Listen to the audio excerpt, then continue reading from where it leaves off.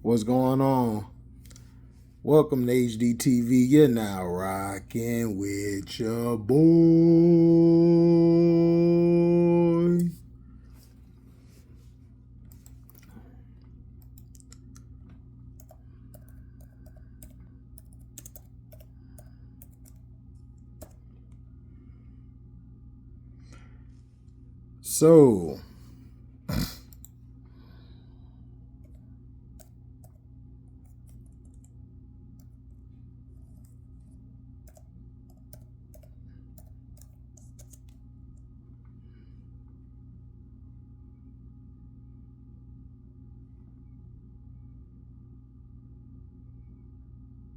So,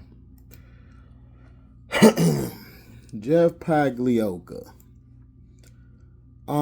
He did a little thing yesterday. Just getting interviewed, talking about the draft and what's going on.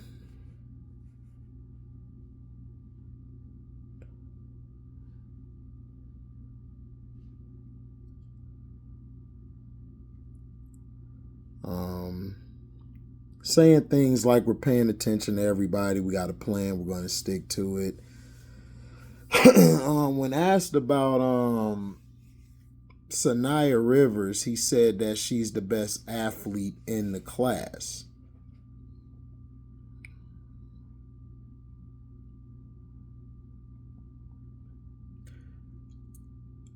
And he talked about Maddie Westbeld, that he never seen a player that stretches the floor like she does, like at that size, and be able to shoot the ball.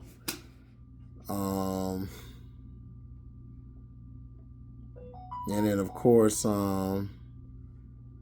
he talked about Ariel Atkins. He says it shows how much we believe in her to move such a strong pick when you have an opportunity to add someone that checks the boxes, not only to get to the playoffs, but get closer to the championship. And that's why we did what we did. So basically saying that it wasn't no inside knowledge. You know, what else was he going to say? He's not going to tell you he knew what was going on.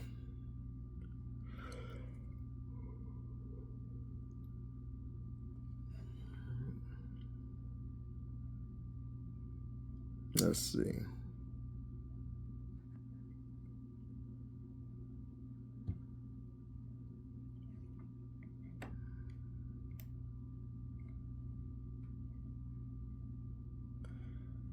I believe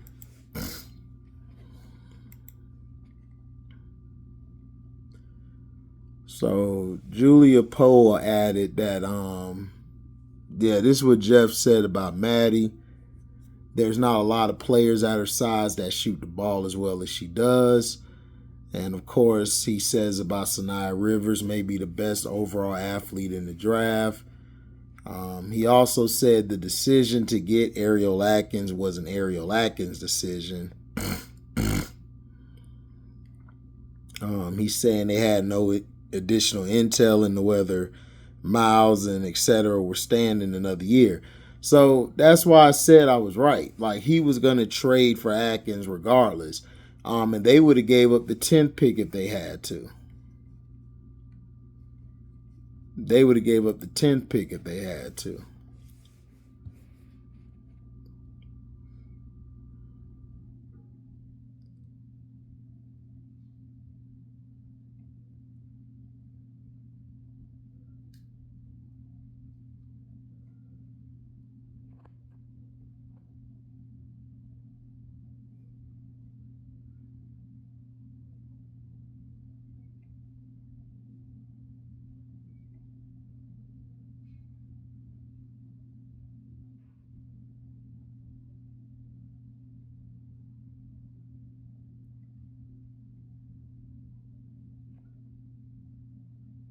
So, you know.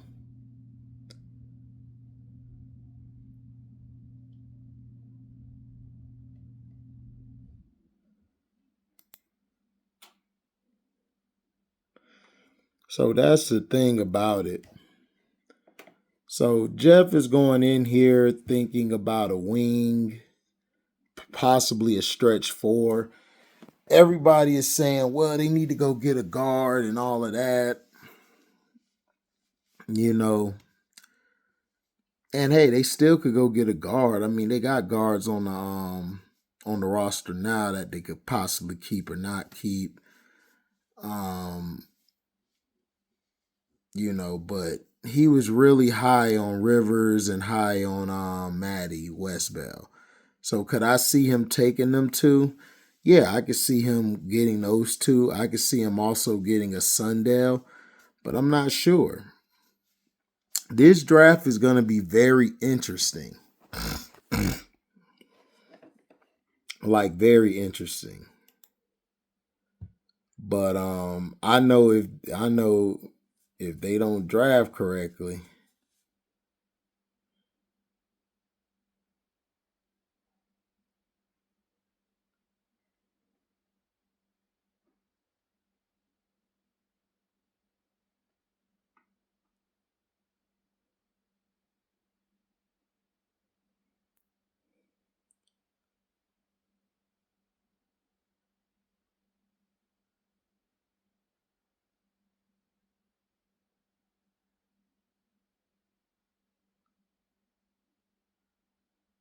So, you know.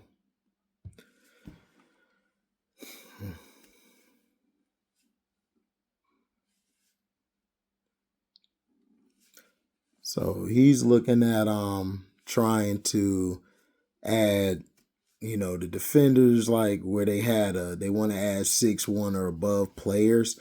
So that fits what he's gonna do. I don't think he might get a point guard. I might be wrong, but we'll see.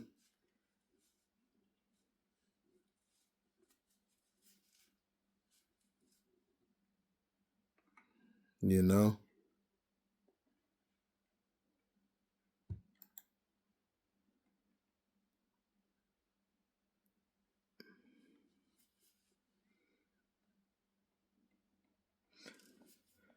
do I think do I think he'll have a plan in place? I think he'll have a plan in place, but we'll see.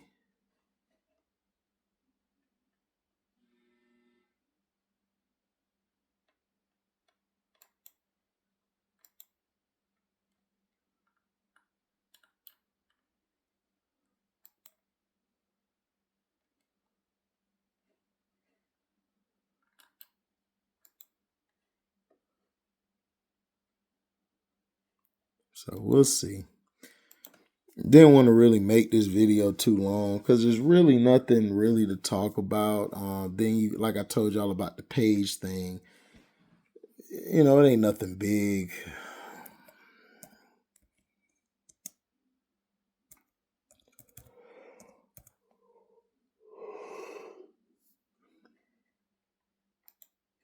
You know.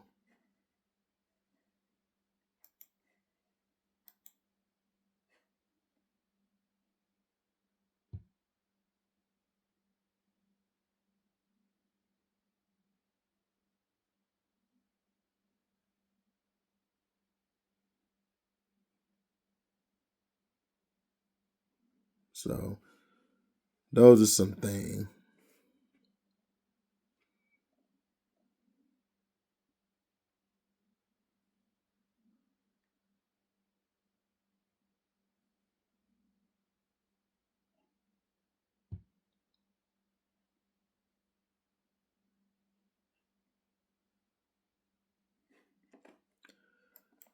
Let's see.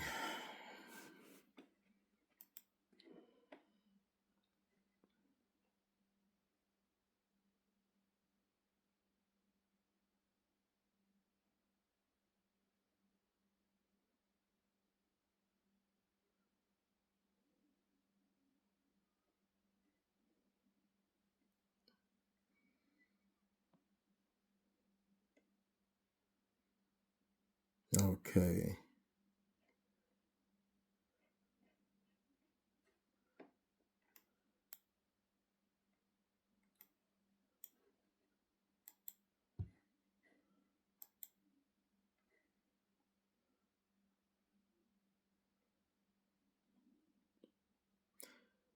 So basically, Flaw J says, I want to graduate at LSU.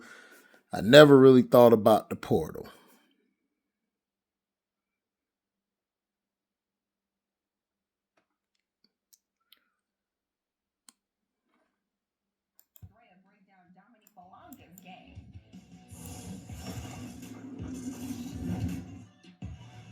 Welcome into Baller Breakdowns with your girl Dre and Nay. This fair USAC, fair USAC. That could make some waves. Oh, absolutely. I'm going to tell you who is going to be the steal of the draft. A 6'6", 19-year-old French post player by the name of Dominique Malonga. And this is what put the entire world on notice. It's this play right here. Effortless dunk. She can do it in her sleep, but she also has game. You know, I always say good players have go-to moves. Great players have counter moves. She gets the ball outside of three. She rips through. How far away is the defense? Most people would just make a beeline to the rim. Oh, did you see that, Drake? That beautiful Euro step. She is already, again, 19 years old with these types of moves. This is going to be a player that can actually... So they basically saying Malunga gonna be a steal. I still don't get how you a steal. And you might be the second pick overall. Doesn't make any sense.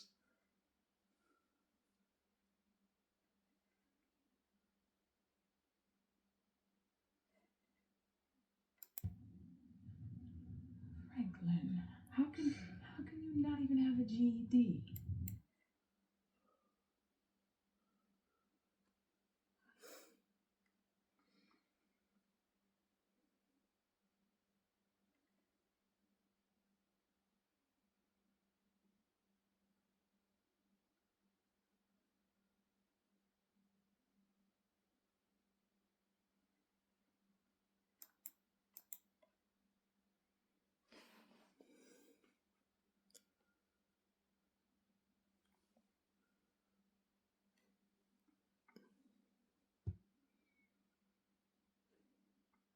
Came from a respected crew. They handled business, him and his brother Lewis and the crew, without spending any money. Hammer could have told some people to. I know who Hammer. So it's not really much going on.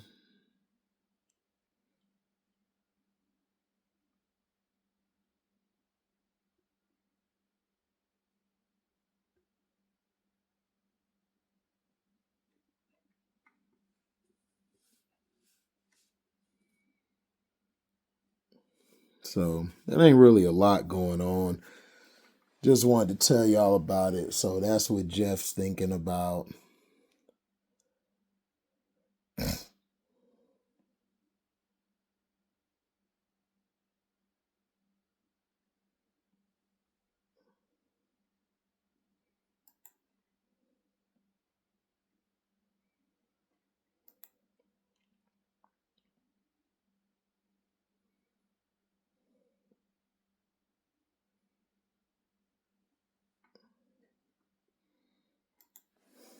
Let's see. So we got we have some transfers that have committed.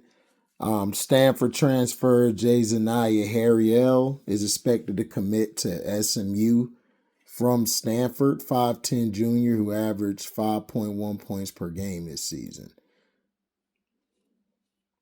Okay.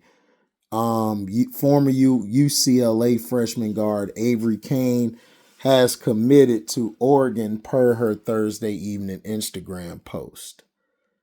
Okay.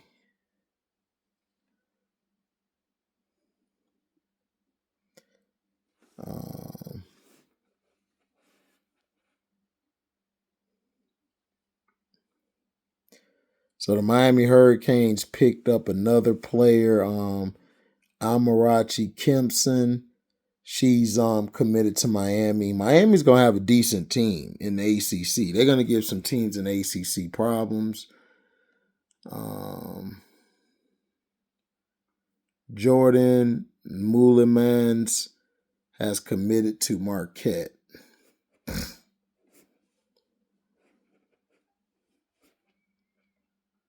Taylor Barnes, Memphis freshman, has got to the portal. She's entered the portal. She missed last season with a leg injury. Former SMU coach Toyelle Wilson is now the coach of Texas A&M Corpus Christi. She's the next women's basketball coach.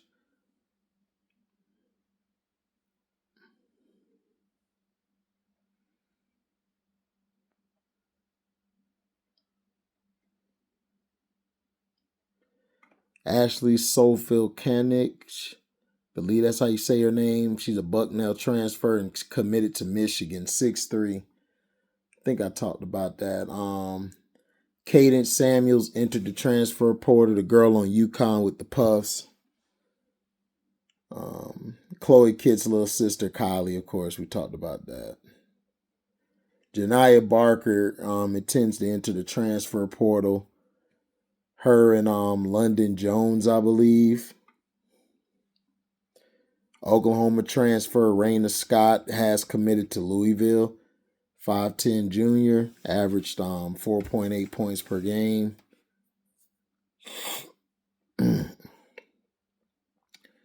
Aaron Russell has signed his extension with the Spiders, which is Richmond.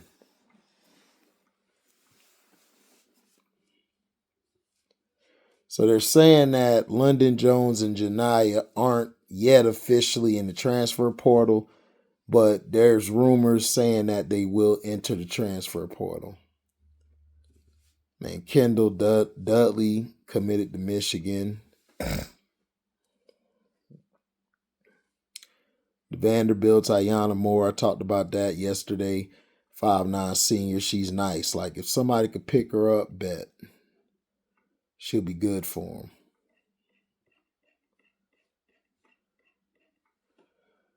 So, yeah, I don't want to keep y'all way too long because it really ain't nothing going on right now.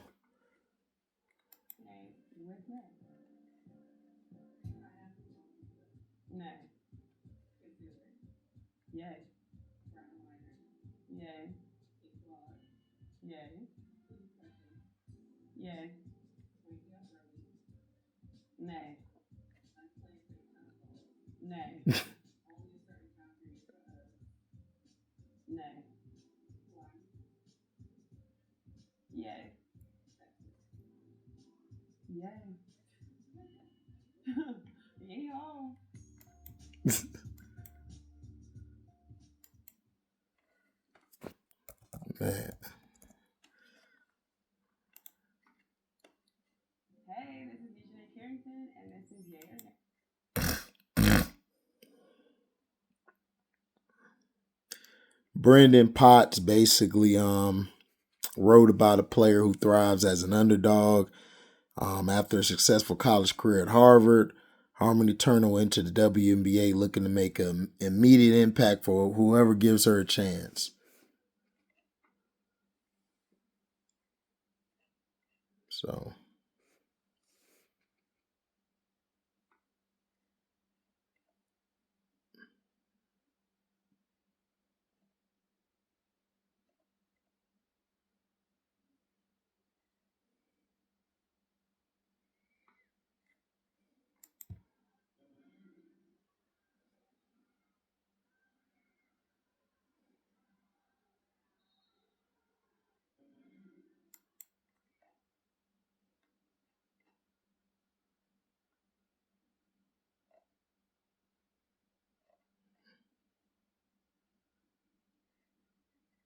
Take 1,000 of them. You took 1,000 pictures. I bet 1,000.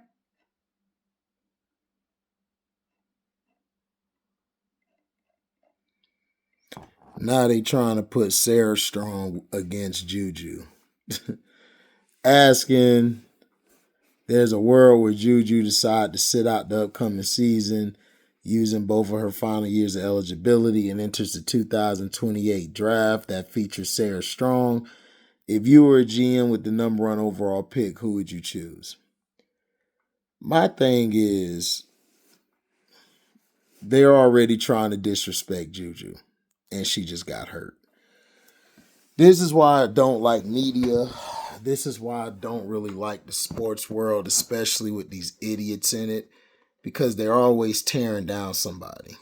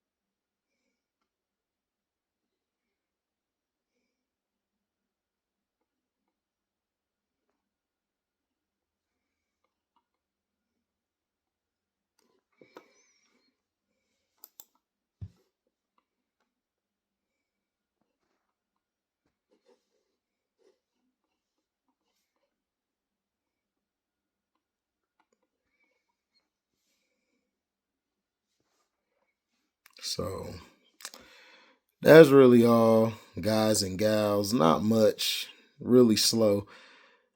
Kurt Miller said this though about Anissa Morrow. Whichever franchise is fortunate to end up with her is getting a really talented player first and foremost. Players that rebounded in college, rebound in the pros. She leads the nation in rebounding. As she goes and gets the ball, it talks about tenacity, desire, rebounding is a big hustle statistic. Using the term in a good way, all of us are looking to add dogs in our locker room. So that's about it. Nothing really. Jamila Wadman was talking about Shakira Alston. Hold on. So really ain't much. They talked about she's with Washington. She talked about to see the group on the court and healthy. They were excited to see the skill improvement for all their players. Kurt Miller on Haley Van Lith.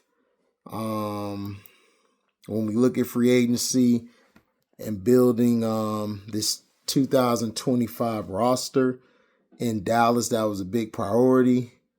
Through our trades, we added numerous collegiate national champions. Winners are important to us. When you relay it to this draft class, it resonates to all of us GM. We want to add winning and competitiveness to all our locker rooms. So,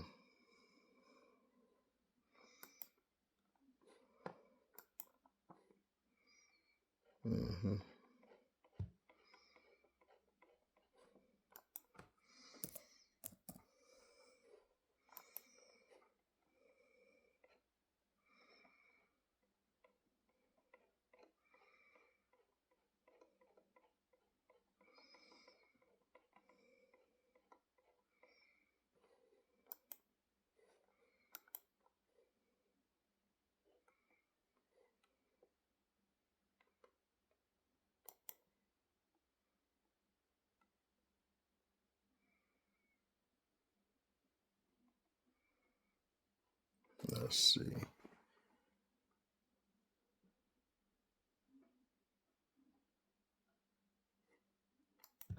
But it couldn't have been better 15 hours. I was just very, very excited that Sparks got the that could have played in college, but I chose to come out because of the opportunities that LA presented. I'm very excited to move forward into my professional career. I think I'm capable of doing more. The league's best rookie and MVP candidate, Candace Parker, the most versatile women's basketball player that we've Show y'all, sir. Oops, my bad.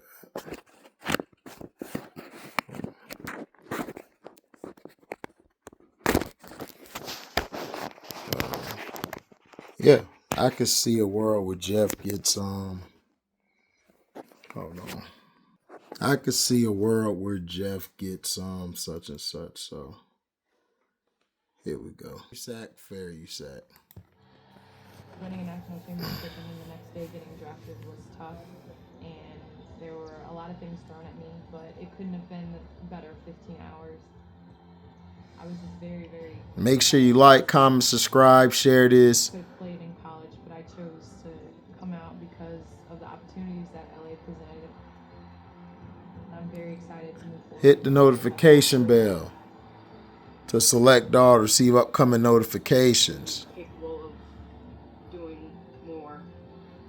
The league's best rookie and MVP candidate, Candace Parker, the most versatile women's basketball player that we've ever laid eyes on.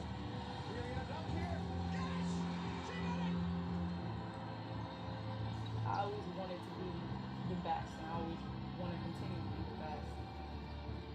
Most gifted and talented offensive player in the game at 6'5", able to handle the basketball like a point guard.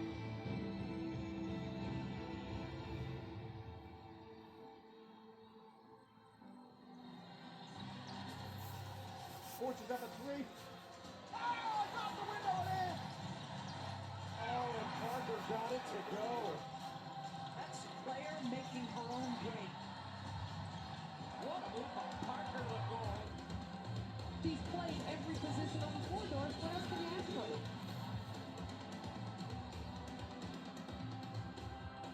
Parker there with a rebound. She leads the league in that category, and she sticks it back. The bar is so high for Candace Parker. She is spectacular. To honor and to receive the Rookie of the Year. I just hope that I made an impact. The only rookie to win Rookie of the Year and MVP. And they tried to compare flat back end to her rookie year. I was like, are you insane? That's how I know these guys don't watch basketball. And this fat dude, Mickey Fats, this idiot said Haley Van Lith is number 2 overall in the draft. I'm like, look, I know you white, but we gotta stop.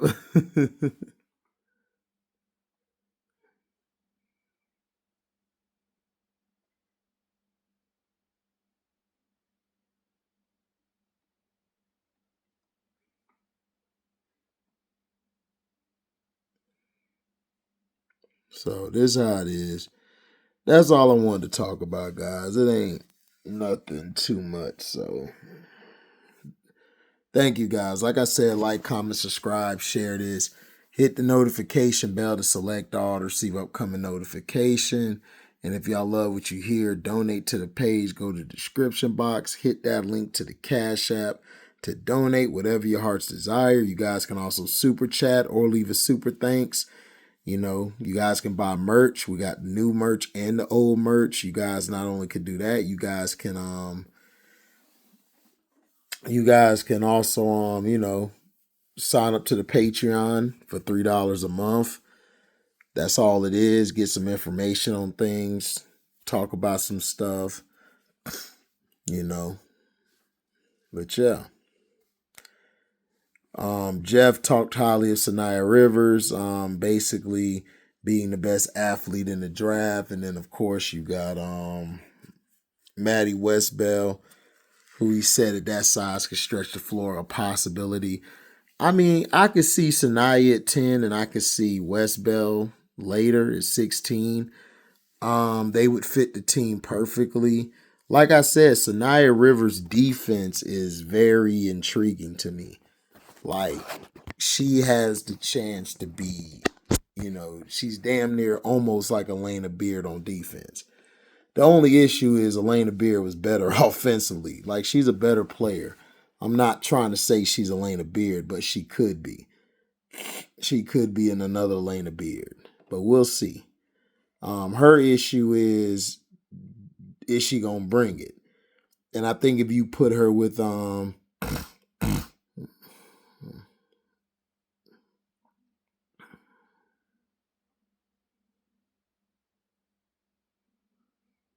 I think that you could actually see them getting picked.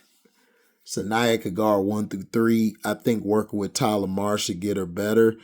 I think she possibly could start over Michaela, or I think she'll possibly come off the bench and she could do some things. She could possibly start, but I don't know if they're going to start over Kia Nurse. I think Kia Nurse is going to get the first crack at being a wing. But Sanaya Rivers and Westbeld at 10 and 16, I think that'll be I think those will be 2 great picks. 2 solid picks, because next year you can go get your guard. You really don't need to get your guard this year because you got Courtney Vandersloot, and of course you got Ariel Atkins, who could play some PG duties. You got Mo Jefferson, even though I don't trust her because of health.